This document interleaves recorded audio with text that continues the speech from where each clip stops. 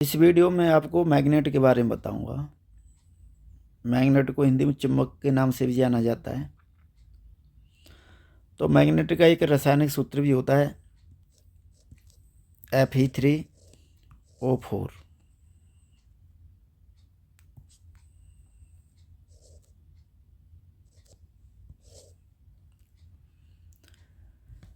Magnet के अंदर दो पोल होते हैं, जैसा कि चित्र में दिख रहा है आपको, नॉर्थ पोल और साउथ पोल।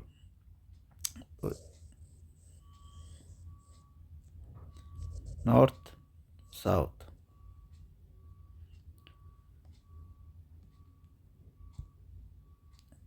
अब इसके अंदर चुंबकीय बल रेखाएं चलती हैं जो नॉर्थ से साउथ की तरफ चलती हैं, जैसा कि आपको उस चित्र में भी दिख रहा होगा। इस तरीके से नॉर्थ से साउथ की तरफ, और मैग्नेट के अंदर साउथ से नॉर्थ की तरफ। इस तरीके से एक साइकिल पूरा करती हैं, कुछ इस तरीके से चलती हैं।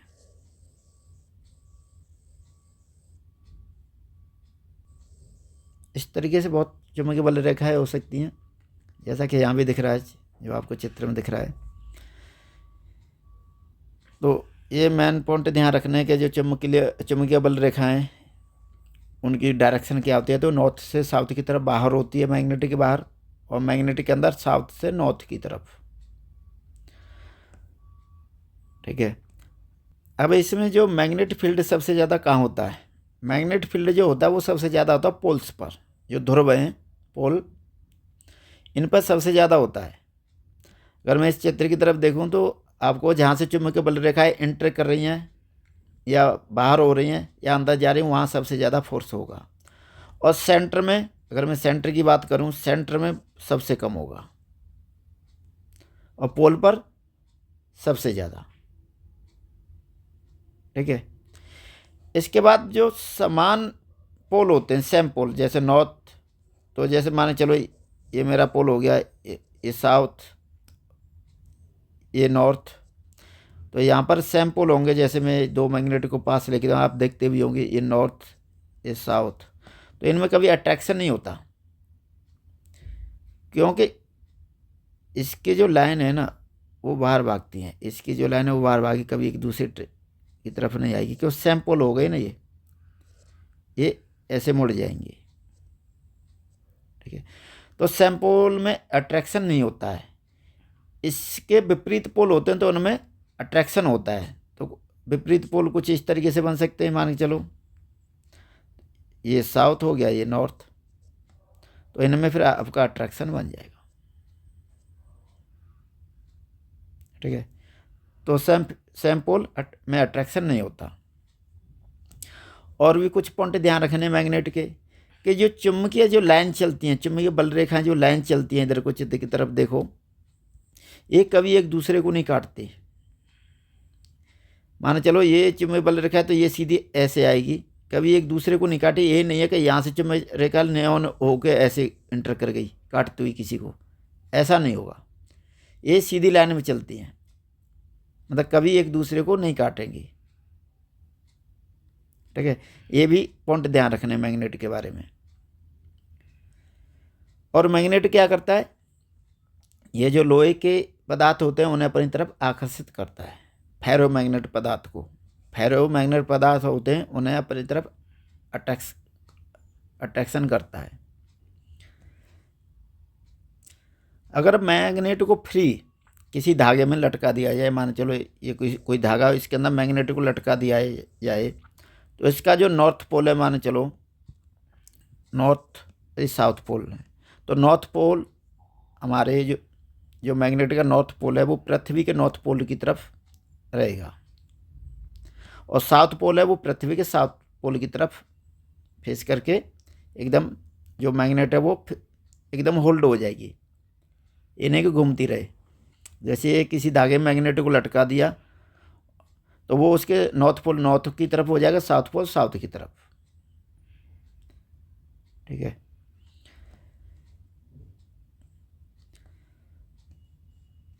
तो मैग्नेट जो भी इन गुणों के कारण ही किसी पदार्थ को मैग्नेट बोला जाता है। जो सब इसके अंदर जो अभी मैंने बताया, ये अगर प्रॉपर्टी हैं तो उसके अंदर, वैसे तो कोई भी फेरोमैग्नेट पदार्थ मैग्नेट बन सकता है। मान चलो कोई भी ये पदार्थ है। कोई भी फेरोमैग्नेट पदार्थ की बात कर रहा हूँ, जैसे लोहा है, उसके अंदर उसके जो अणु वगैरह हैं कुछ ऐसे रहते हैं, ये साउथ पोल, ये नॉर्थ पोल, और कुछ ऐसे हैं, ये साउथ, ये नॉर्थ, नॉर्थ साउथ, इस तरीके से कुछ उसी अणुओं की संरचना होती है जो मैग्नेट पदार्थ नहीं होते हैं, फेरोमैग्नेट पदार्थ की। परंतु जैसे ही उन्हें मैग्नेट के पास लाया जाता है, जब उसे मैग्नेट के पास लाया जाता है तो ये माने चलो कोई मैग्नेट है, ये साउथ पोल है, ये नॉर्थ पोल है, तो इसके जो अणु है ना एक डायरेक्शन आ जाएंगे। मतलब ये नॉर्थ है तो नॉर्थ के साथ साउथ पोल है, ये साउथ पोल बनना चाहिए, तो इसके जो भी ये उल्टे सीधे अणु जो बने हुए हैं एकदम सीधी डायरेक्शन में आ जाएंगे, कुछ इस तरह से।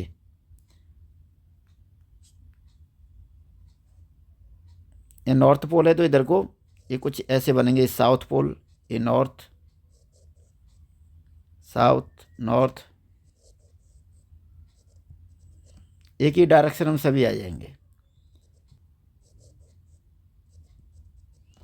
इस तरीके एक डायरेक्शन आने पर क्या है, ये पदार्थ है, जो पदार्थ है ये अभी जो इसके अणु एक डायरेक्शन में आए, ये पदार्थ ही मैग्नेट बन जाएगा। और जब ये इसके उल्टे सीधे अणु पड़े हुए थे तो एक दूसरे के इफेक्टों को ख़त्म कर रहे थे, इनमें कोई फोर्स पैदा नहीं हो रहा था, एक दूसरे के इफेक्टों को ख़त्म कर रहे थे। और जैसे मैग्नेट के पास लेके आए तो ये एक डायरेक्शन में हो गए सभी, और ये पदार्थ मैग्नेट बन गया। इसलिए कोई पदार्थ भी होता है फेरोमैग्नेट पदार्थ, जो लोहे का पदार्थ होता है, उसे चुम्बक से रगड़ा जाता है या मैग्नेट के पास चुम्बक के पास लेके आते हैं तो वो पदार्थ भी कुछ देर तक मैग्नेट बना रह जाता है। उसके बाद कुछ देर तक ये ऐसी रहेगी डायरेक्शन, वो पदार्थ मैग्नेटिक की तरह बिहेव करेगा। उसके बाद थोड़ा सा टाइम गुजरा, फिर ये अणु अपनी पुरानी पोजीशन में आ जाते हैं। उसका पुरानी पोजीशन में आने पर क्या होता है, इसका मैग्नेटिज्म ख़त्म हो जाता है, फिर नॉर्मल पदार्थ की तरह बिहेव करेगा ये। इसके बाद है आपका मैग्नेट फ्लक्स। मैग्नेट फ्लक्स किसे कहते हैं, फ्लक्स होता क्या है? जैसे माने चलो ये मैग्नेट है आपकी,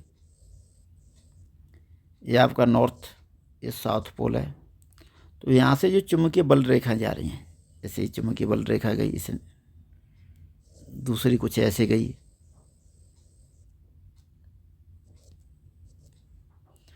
और एक में बनाऊँ तो कुछ ऐसे,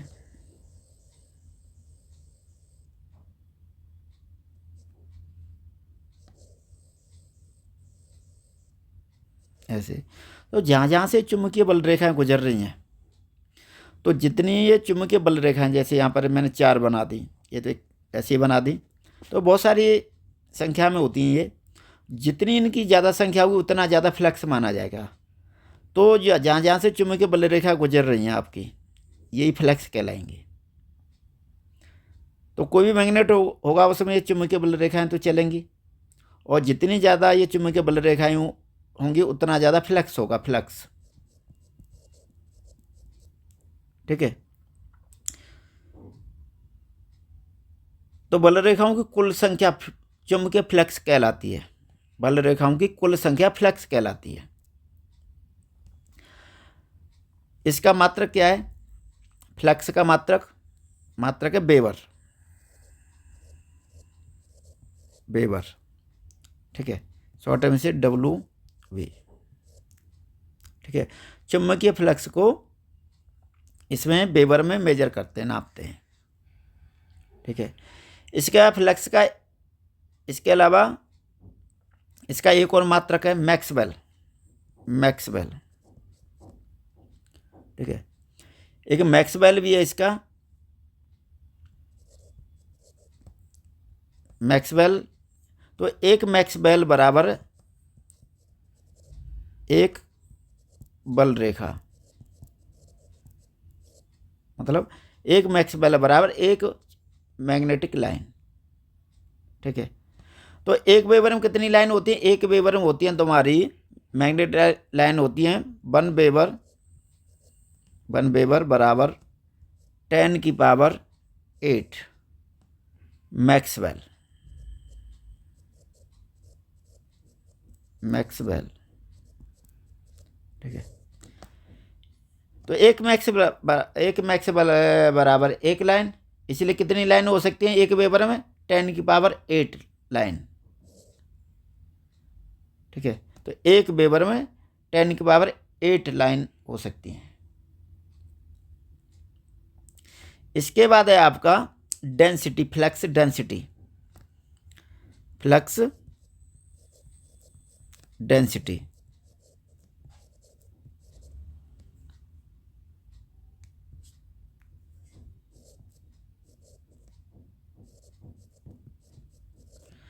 फ्लक्स डेंसिटी, अब इसमें ये देखा जाता है, मान चलो ये मेरा कोई भी फील्ड है, कोई एरिया मेरा, इसमें कितनी लाइन है। जैसे मैंने यहाँ पर ये लाइन ले ली, मान के चलो एग्जाम्पल कि 5 लाइन में बना रहा हूँ यहाँ पर, इसमें मेरी 5 लाइन है। ये कोई ये सरफेस लिया मैंने, और लाइन कितनी है? ये 5।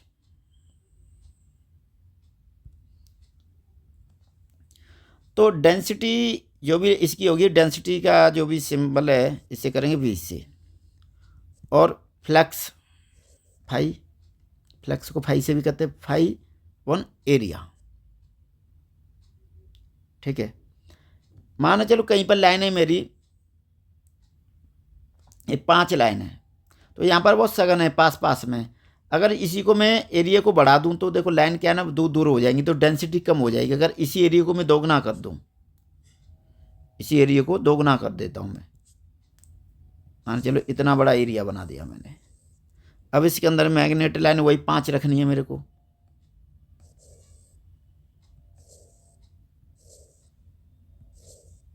तो देखो बहुत दूर दूर हो गई है।